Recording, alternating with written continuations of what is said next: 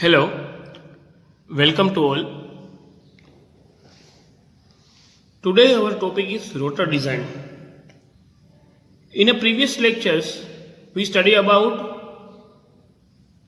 stator design, a main dimension, specific magnetic loading, specific electric loading, and some example based on specific magnetic loading, main dimension, and stator design. Now we have introduced a rotor design. The design of rotor involves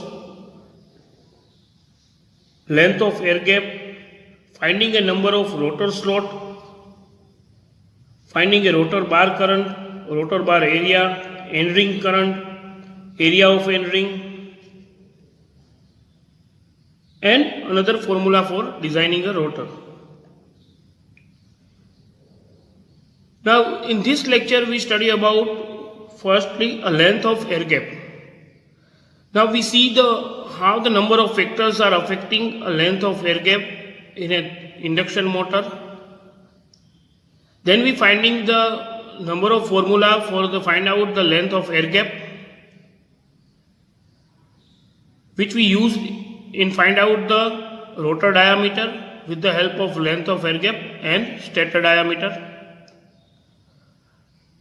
So first of all, length of air gap. In any induction motor, we have mainly a stator and a rotor. And the stator and rotor, between these two, we have some air gap. And the length of this gap is called Lg. And now first of all, we are see some factors are affecting the length of air gap for a three-phase induction motor, and these factors are like power factor, pulsation losses, cooling, overload capacity, unbalanced magnetic pull, and noise. These factors are variation based on the length of air gap. If length of air gap is increasing or decreasing, what is the variation in this factor? Now we are discussing. So first we are discussing about power factor. Now we are discussing about the power factor. Now we see how the power factor are affecting the length of air gap. So any machine performance characteristics are based on the power factor performance.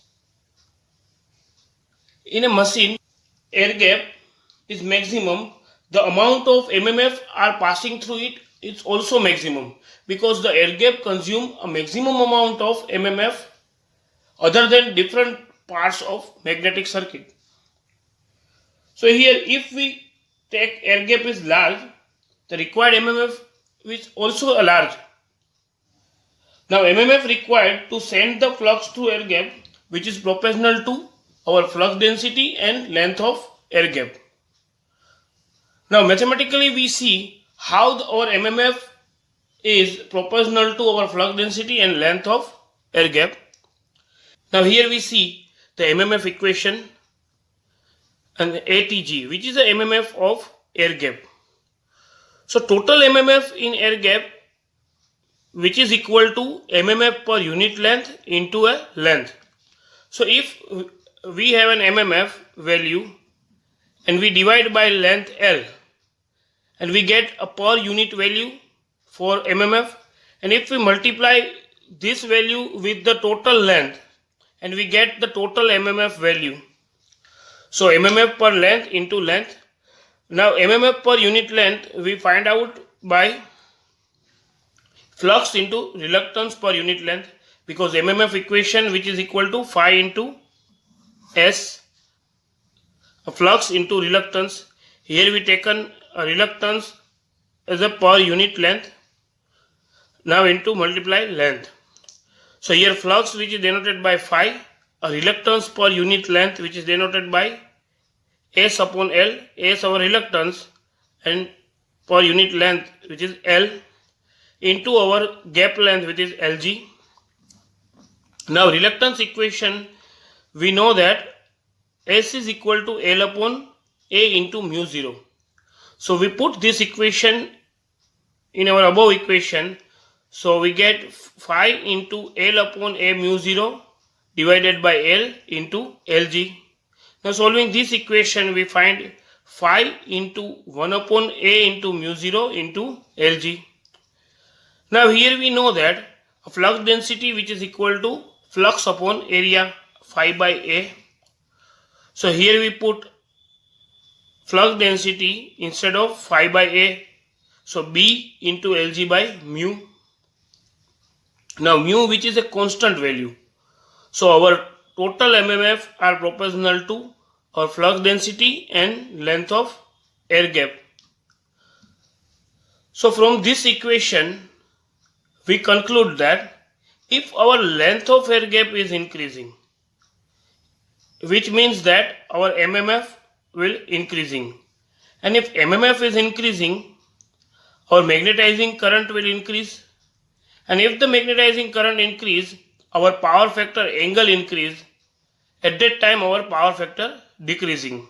So larger the air gap, our power factor will be reduced. So this now we see with the help of phasor diagram. Now we see how the air gap length is affect the power factor. Here is the phasor diagram of induction motor. In this phasor diagram, we have an Vs, which is our sending end voltage, a stator applied voltage, phi m air gap flux. Now E, which is a rotor induced EMF, IR, which is our rotor current, and IR dash, which is our rotor current referred to stator. Now current IM, which is our magnetizing current,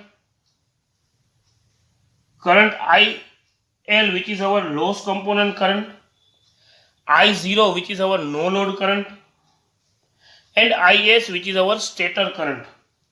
Now angle between the stator and a stator voltage and stator current, which is our power factor angle phi.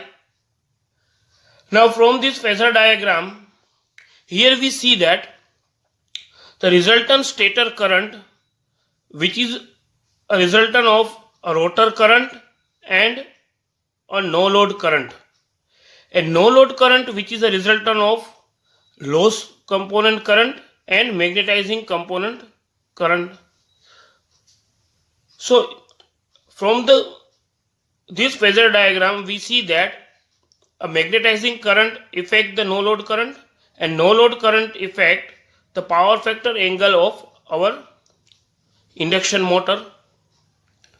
So now if we increasing a length of air gap, at that time MMF will increase, and if MMF will increase, our magnetizing current also increase.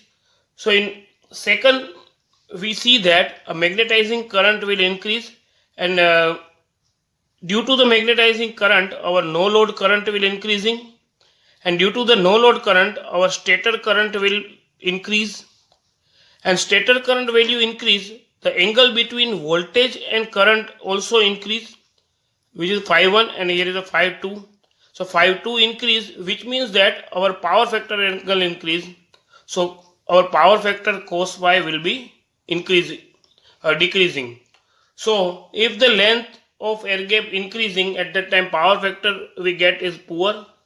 If we decrease the air gap length, our power factor become good. Now we discuss about overload capacity, and we see here how the length of air gap are affect the overload capacity. First of all, what is overload capacity? Overload capacity, which is the ratio of maximum output upon rated output. So if we increase the value of maximum output, we get the higher overload capacity in an induction motor. So getting higher overload capacity, we increase the maximum output, and derive the maximum output, we use a circle diagram, and with the help of circle diagram we find the value of maximum output. Here we see in the figure a circle diagram for the induction motor. Here we see that a Mn line which is described our maximum output, and the diameter of circle diagram which is Vs by Xs. And here Vs which is our stator voltage and Xs which is our stator reactance. So from this diagram we see that if the diameter of circle increase, the reactance value decrease, or we say if the reactance value of motor is decreased, at that time diameter of circle diagram increase, and if the reactance value is increasing, at that time diameter of circle diagram is decreasing.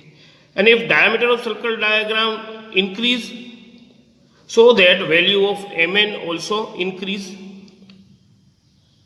and if diameter of circle diagram decreasing, the value of Mn decreasing.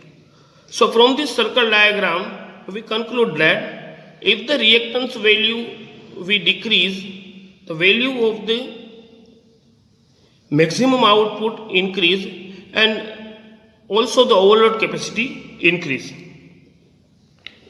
So here we see in the figure 1, we see that a stator and a rotor for an induction motor. The cross section, here is the teeth and slot for rotor and teeth and slot for the stator, and the gap between them which is our length of air gap. Now here we see the flux are flowing in the stator and rotor which is in zigzag form.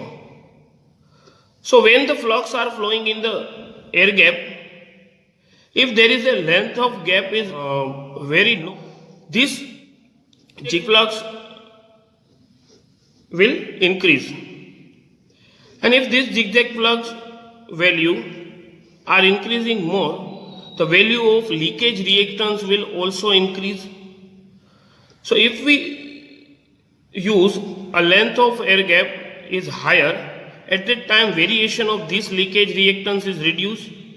So this zigzag flux variation also reduced, and due to the reducing the leakage reactance, our diameter of circle diagram will increase. And if the diameter of circle diagram increase, at that time our value of Mn, or says the maximum output, will increase.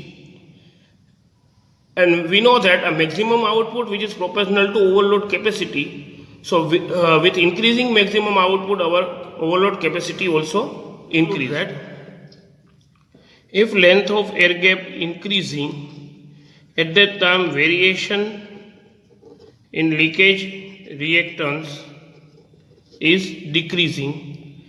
If variation in leakage reactance decreasing, our diameter of circle diagram will increase. If diameter of circle diagram increase, at that time our maximum output will increase, and maximum output will increase so that our overload capacity will increase. So with increasing length of air gap, our overload capacity increase. With decreasing length of air gap, our overload capacity decreasing. Now we see how the unbalanced magnetic pull affect the length of air gap. Now first we see what is the unbalanced pull. The unbalanced pull in induction motor, the stator and rotor both produce rotating magnetic field. So it produces a pole both sides, and this pole which are in opposite direction. So the attraction force are between them produced between stator and rotor, and this force in a radial direction, which means that it is a perpendicular to our shaft axis. So generally these forces are due to the concentricity, these forces are in balanced condition. and stator and rotor both are in balanced condition due to concentrating. But if there is an uncertainty there in a shaft, these radial poles are not in balanced condition and generate unbalanced magnetic pole, which is we call the UMP.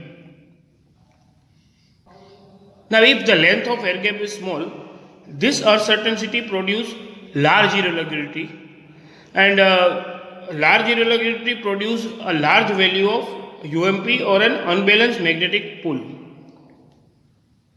So if we have to make a good design or a good machine, we have to take a large value of air gap to reduce the effect of UMP. If there is a value of air gap is large, which means that the uncertainty produced is small, which means that a magnetic unbalanced pole, which also effect of magnetic unbalanced pole which also reduce. So here we conclude that stator and rotor both produce rotating magnetic field and opposite pole are formed, and due to the concentricity of stator and rotor, this four are in balanced condition.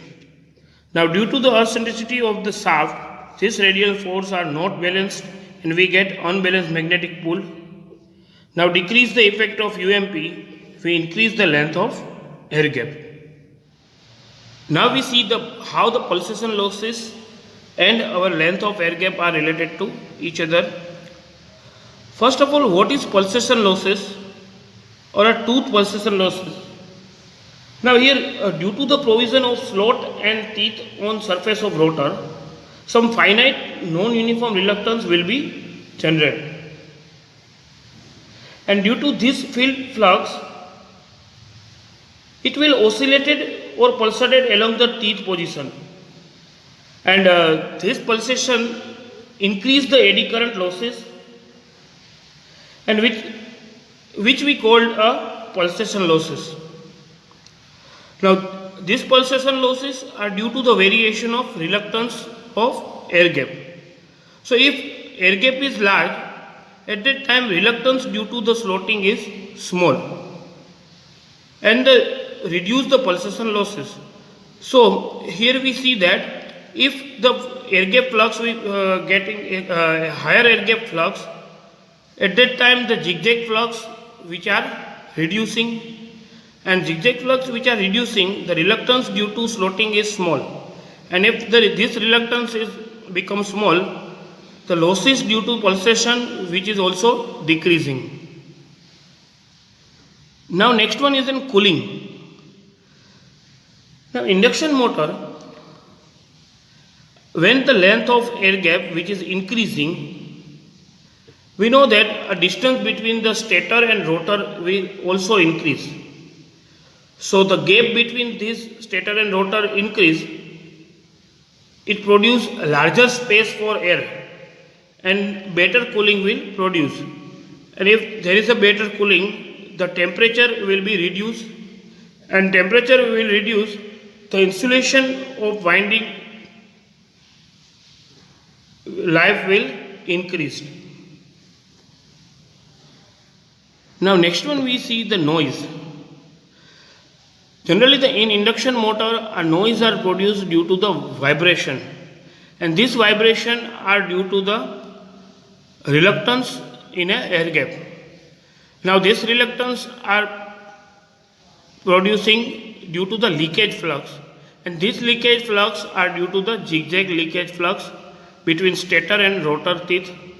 So these flux are flowing in the rotor teeth in a zigzag manner, which produce a leakage flux, and this leakage flux increase the reluctance of the air gap, and the variation of this reluctance produce a noise in the air gap.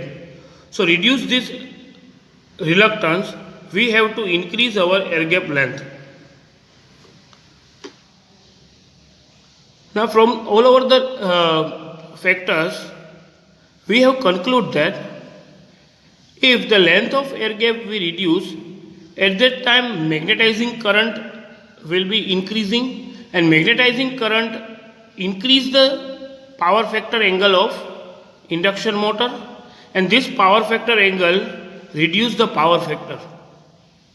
At the same time, if we increase the length of air gap, what happen? If we increase the length of air gap, the overload capacity will increase and pulsation losses reduce, unbalanced magnetic pull will reduce, a noise will reduce, and the cooling will be better. Now here we see the different formula. Now here we see the different formula to find out the air gap, and this different formula are based on this bearing design. First one is Lg, which is equal to 0.2 plus 2 under root dl. Second one is Lg is equal to 0.125 plus 0.35 d plus L plus 0.15 Va. Here Va, which is our peripheral speed. Third one is Lg plus is equal to 0.2 d. Fourth one is Lg, which is equal to 1.6 under root d minus 0.25. Here d and L, which is our stator diameter and length of stator. Now from finding out the length of air gap, we find the rotor diameter, and for find out the rotor diameter dr, which is rotor diameter dr, which is equal to stator diameter d minus 2 into length of air gap, and we get the value of rotor diameter. So here we see that a stator and a rotor and a air gap. So stator diameter, which is d, a length of air gap, which is Lg, and rotor diameter, which is dr. So dr is equal to d minus 2 Lg.